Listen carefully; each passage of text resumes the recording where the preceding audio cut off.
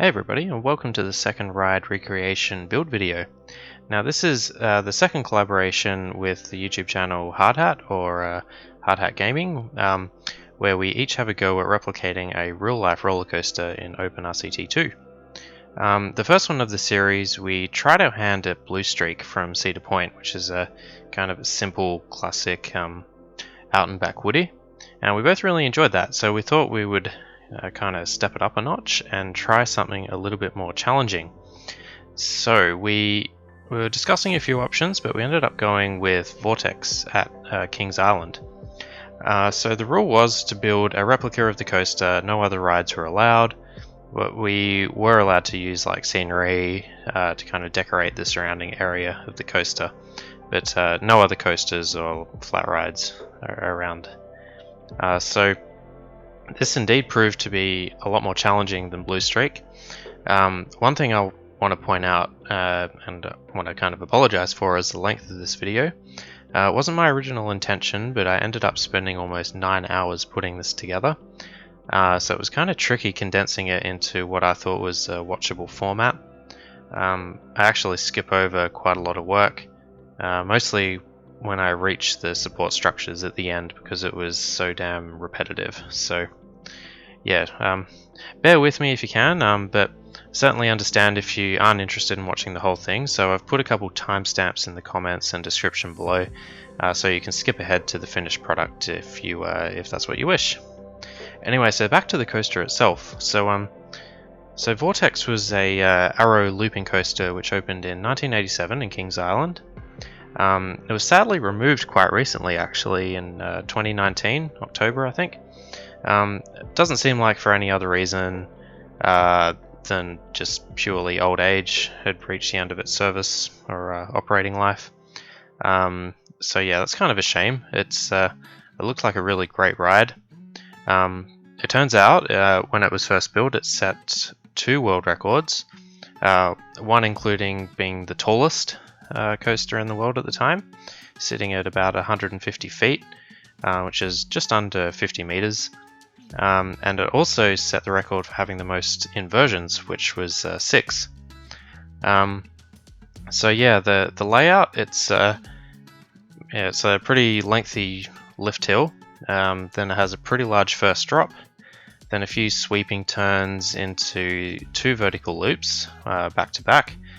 Then climb back up into a sharp turnaround into the block break section, and then it's followed by 2 corkscrews, of which the second passes over in between the loops, which looks like really cool actually. And then a sweeping turn into the final inversion, which is the Batwing, and then a pretty tight sharp helix into the final brake run. So I watched quite a lot of on and off ride footage from various YouTube channels to help create this thing. So I got pretty familiar with the whole thing by the end. I used lots of like Google images as well, and yeah, I think I used 10 or 12 different images where I'd analyze fairly in depth, and yeah, they were obviously really helpful in putting this thing together. So into the recreation of the layout itself. So the first drop, well yeah, it's a tricky layout for a few reasons to replicate in the game. So the first drop, it isn't quite perpendicular to the lift hill in real life, but obviously in RCT I kind of had to go with the perpendicular track. I did actually try and do a use diagonal track for the first drop, but it just ended up kind of encroaching on the. It just didn't look quite right, so I ended up just going with perpendicular to the lift hill for the first drop. Another challenge was that there's no banked sweep turns for the Corkscrew coaster in RCT. So that was a shame because the after the first big climb, there is a couple kind of banked swooping turns, which yeah, it would have been much better to use bank track for that. I was thinking about replacing that section with either the looping coaster or the twister coaster using the B&M sort of style track, but with the corkscrew trains, they look kind of funny because they don't have the sprites for the banked sweep turns, so it would have looked weird when the when the coaster passed over that. So I just what I ended up doing actually was kind of putting some banking, like the start of a banked turn, at the very top of the first climb, and then through the sweeping turns. It looks, I don't know, kind of funky, I guess, but I just wanted to kind of put some sort of banking up there, just because I don't know, I think it kind of captures the real thing a little bit more. But yeah, what else was there? The final brake run. Oh, sorry, before the final brake run. So the vertical loops in RCT are tiny. So they do appear more spaced out here than I would have liked. But that's just one of the limits of RCT, unfortunately. I did also off camera try the large half loops to make kind of larger vertical loops, but they were too big. So I just ended up going with the spaced out regular vertical loops. It's just one of those unfortunate limitations of RCT. And then the final brake run, it's also at a bit of a strange angle in real life, so I had to kind of compromise with some diagonal track after the helix, and then follow that with a 90-degree turn into the final brake run. So aside from those limitations and the restrictions imposed by RCT, I'm actually really happy with how the layout looks compared to the real thing. I think overall I did just about the best I could with replicating the real thing. So yeah, very happy with how that turned out. Challenges from a kind of non-layout perspective was definitely the terrain. That was kind of tricky to figure out. With pictures and video, it's really hard to get the right perspective and work out what exactly is going on with the terrain.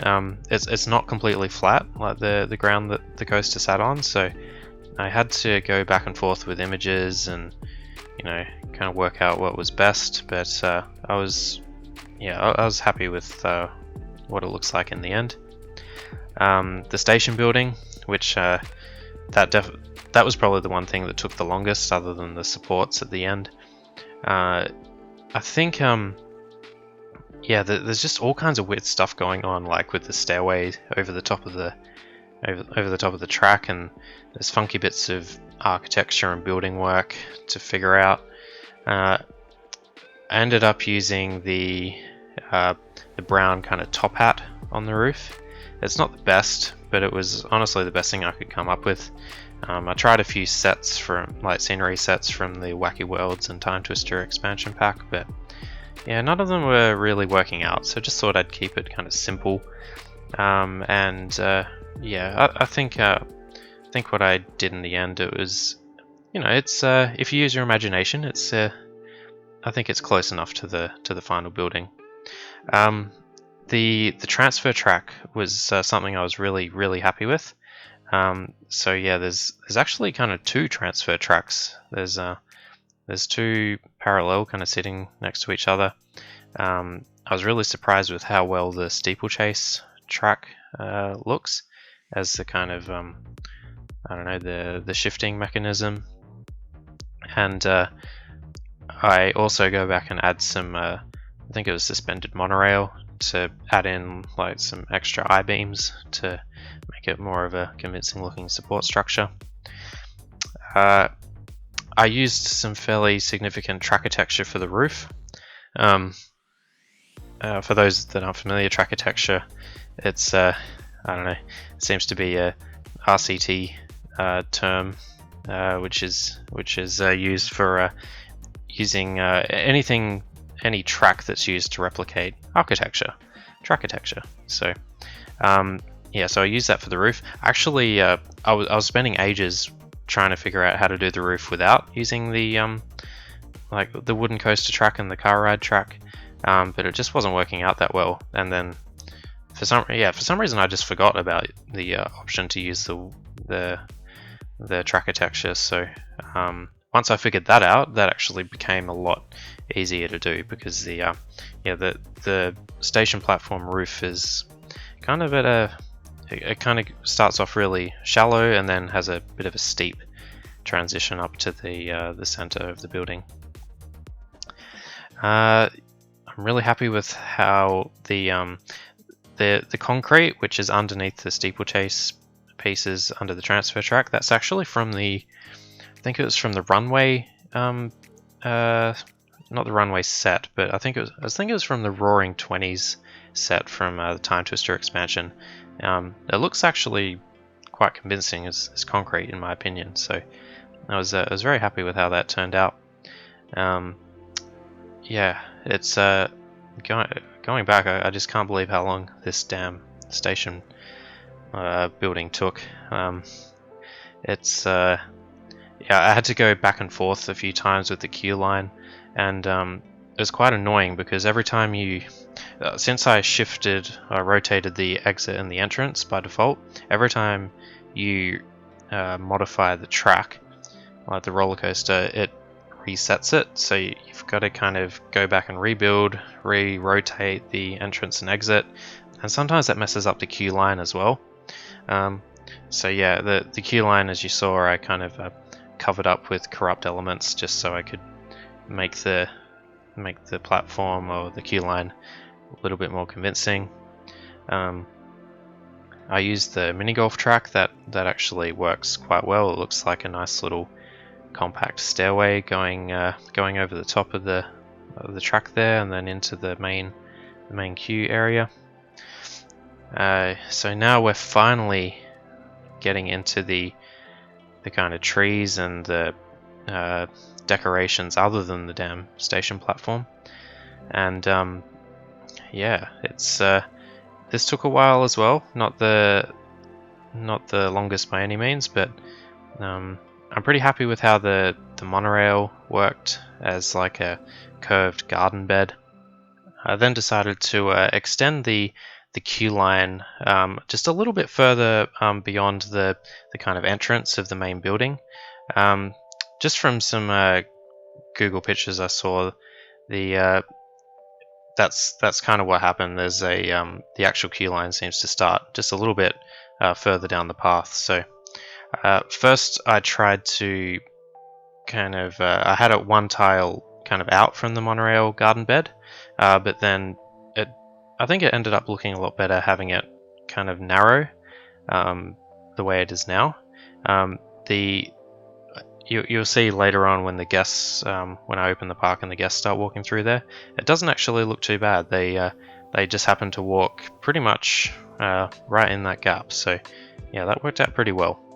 I think the kind of mesh or the black railings worked out really nicely there. So yeah, I spent a bit of time on the area just next to the final brake run here, where there's in real life there's a spider sort of ride, or I guess kind of close to a scrambled eggs, except with rotating and levitating arms. So what I did there was I basically built the concrete and the queue line without actually installing the ride there, just because that was one of the rules we kind of set ourselves, was no surrounding coasters or flat rides to Vortex itself. So what I did is, yeah, just I put in kind of a placeholder of sorts, and yeah, I just pretended like it, had been taken away for repairs or maintenance or something. Yeah, I mean, it totally wasn't necessary at all. I just I don't know. Once I start on these things, I can't seem to stop myself. So yeah, I just used the steeplechase track as the kind of circular perimeter of the ride, which I thought worked out really nicely. Used some stuff from the mechanical theming set as kind of end of the fence sort of thing. I don't really know what the word to use there is, but yeah, I think that looked pretty good. I used the steeplechase extension again to form a bit of diagonal fence, which right next to the 90-degree turn just before the final brake run, which also looked pretty good, I think. And yeah, as I kind of touched on earlier, I finally go back and add in the monorail as kind of the supporting I-beam structure or whatever for the transfer track mechanism.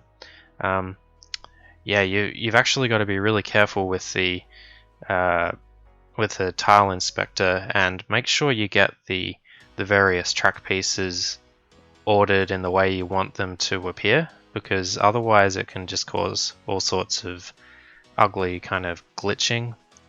So yeah, that took a lot of time to sort out actually, and I think I actually end up skipping over quite a bit of that footage just because it's not very exciting at all. Oh yeah, one thing I forgot to mention about what I did with the coaster is I reduced the number of trains from 7 down to 6. So yeah, in real life the coaster ran 7-car trains, but unfortunately with the scaling of RCT, the Corkscrew coaster trains are just, I don't know, way too big in my opinion, relative to the size of the track. So I found that reducing the length from 7 cars per train to 6 actually helped a lot, and it also just happened to perfectly fit on the designated allocation of transfer track that I had. So yeah, it was kind of a win-win situation there for me.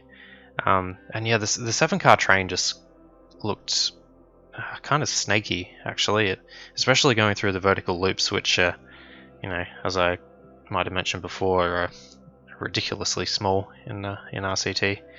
But no matter, I think the 6-car train worked out pretty well. So yeah, now we're moving on to the dreaded support structure, which I kind of conjured up. So with the support structure, I was originally going to use just the standard kind of wooden pieces. They look okay, but in my opinion they're just a little bit too blocky, a little bit too clunky, and they kind of dominate the track.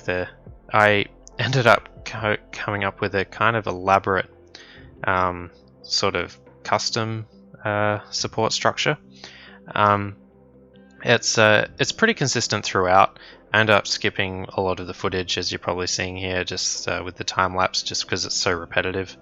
But what I ended up doing was use the wall kind of structure, and then I used some of that thin mechanical set fencing. I put that across, two elements across, and then I use chairlift cabling kind of in an X cross section. And I think that overall, I think it replicated the actual support structure pretty well. If you look at some on-ride or off-ride footage, I think you'll see that the support structure is actually, you know, I think it looks pretty close to the real thing. Unfortunately, it just took ages. One thing that I came across while I was doing this was one of the plugins. It was called the Scenery Manager, and you've probably seen it pop up a few times now, but it's a wonderful addition. This saved me so much time. So what it basically does is allow you to copy and paste any area of selection that you choose, and it can include. It doesn't just apply to scenery. It includes like track, path. I'm pretty sure just about everything in the game. So what I did was I ended up coming up with a bit of a workflow where I had certain bits of scenery set up, scenery and track set up, most noticeably with the chairlift cables. And once I got something going, I was just able to literally copy and paste. It's actually, the plugin's really easy to use. It has an offset, like a height offset kind of feature in there, so you can copy it at one height and then, you know, bump it up, you know, however many vertical spaces, and then copy it, paste it again. And yeah, it was a real lifesaver.